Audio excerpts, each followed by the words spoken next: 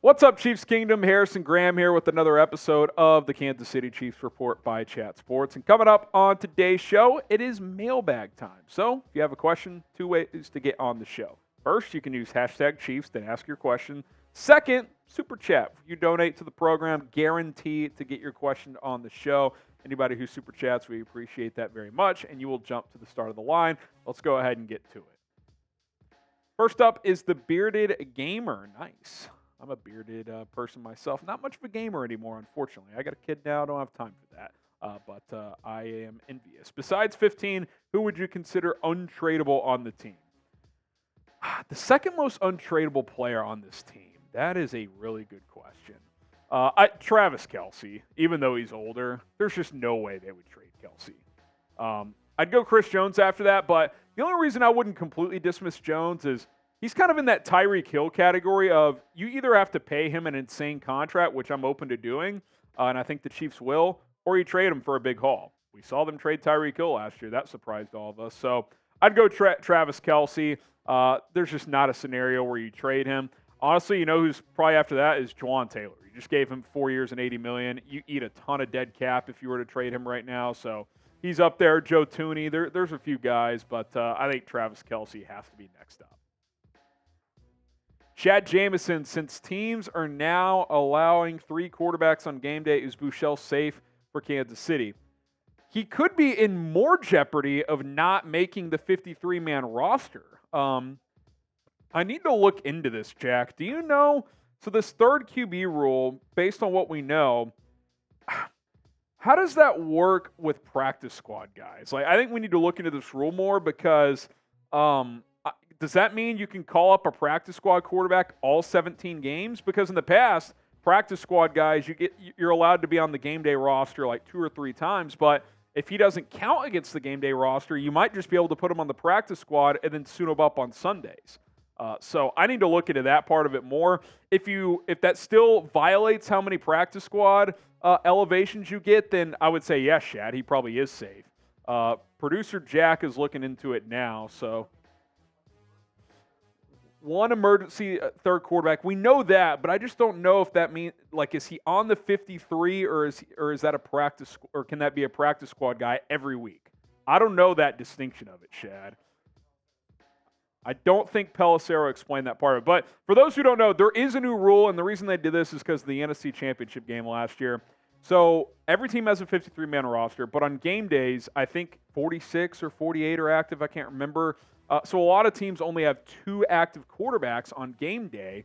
But now you can have a third quarterback active, but it doesn't count against your game day roster. So what Shad's trying to ask is Buechele a lock to make the 53 and be suited up on game days? And I wonder if you're allowed to elevate a practice squad guy, they might put him on the practice squad and elevate him every week. I don't think that's the case based on the language of it. I think he would still have to be on the 53, but I'd have to double check. Hopefully we get some clarity on that as we go forward, Chad.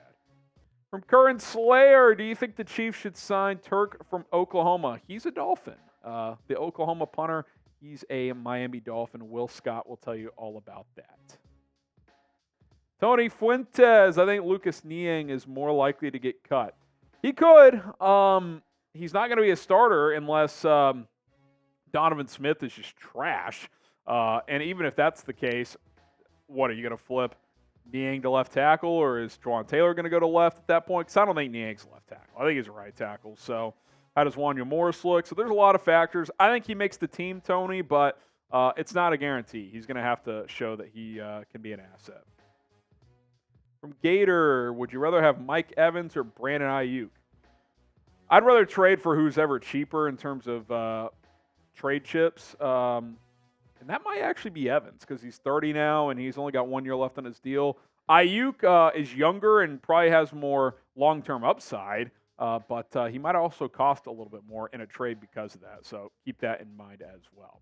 Subscribe to the channel here on the Chiefs Report, and here's why. Daily Chiefs videos, that's number one. Some of those videos include the latest news and rumors, weekly live shows on Mondays, so be sure to join us for those. That's when you can get your questions answered on these mailbags, and most importantly, it's free. I think a lot of people out there, when they hear the word subscribe, they're like, oh no, I got to put my credit card down and do this and that. You click a button. click the subscribe button, and if you want to go above and beyond, turn on the notifications as well. So subscribe to the channel. It's free. It supports and helps us out quite a bit. We appreciate all the love and support out there. Freddie Martinez, do you think the Chiefs need a long-term defensive tackle like a rookie or trade? Yeah, I mean, look, Chris Jones, I think will get an extension, but someone next to him, a long-term guy, yeah, maybe. I mean, maybe Keandre Coburn is that guy, 6th-round pick out of Texas. Derek Nottie, he's kind of year-to-year at this point, signed another one-year deal, so I don't think, he's a long-term answer. But, yeah, I mean, you'd like to get a long-term guy in there. Colin Saunders did some good things last year. You're hoping Keandre Coburn can kind of help fill that void. So let's see how he performs and see how he meshes with Chris Jones. Kelson, for real, if we get Mike Evans, we're going 16-1 for sure. Listen, Mike Evans, I would trade for him in a heartbeat. His cap hit, I think, is only $14 million this year. He's got 1 year left on his deal, so you wouldn't have to commit long term if you didn't want to. You've got flexibility there. He's 6'5", 240, good speed, can go up and get it on the outside. Mahomes has never really had a receiver like that since he's been here. From Shad Jameson, realistically, how many UDFAs will make the final roster? No more than 2. Deneric Prince at running back is a player I like. I think he's got a shot to make it. Maybe like a depth linebacker or someone like that. But there's a couple linebackers that we had as draftable players that the Chiefs signed. I'm completely drawing a blank on their names right now, but broke that down in our UDFA signings video. You can go back and watch that if you want. But 1 or 2. Deneric Prince, maybe a linebacker, but that's probably about it. All right, KC, favorite barbecue meat, home of barbecue is Kansas City. Are you a brisket person, ribs? Do you like pulled pork, sausage, maybe like some smoked ham or turkey? Let's hear it. What is your favorite barbecue meat? I personally would go with 2, pulled pork and ribs, or my top S tiers, if you will. Then there's a bit of a drop-off, but curious what the kingdom says on this one. Kells in for real. I think Justin Ross, Kadarius Toney are no longer going to be underrated after the season, and I think Ross will end up being wide receiver 1 or 2. What do you think? That is bold, is what I think. If he makes this team, I think that's an accomplishment. Not because he's not talented enough to, just because of the injuries he's had dating back to college. So, listen, I'm excited. He was my top player to watch, or one of them, at OTAs. Curious to see how it plays out.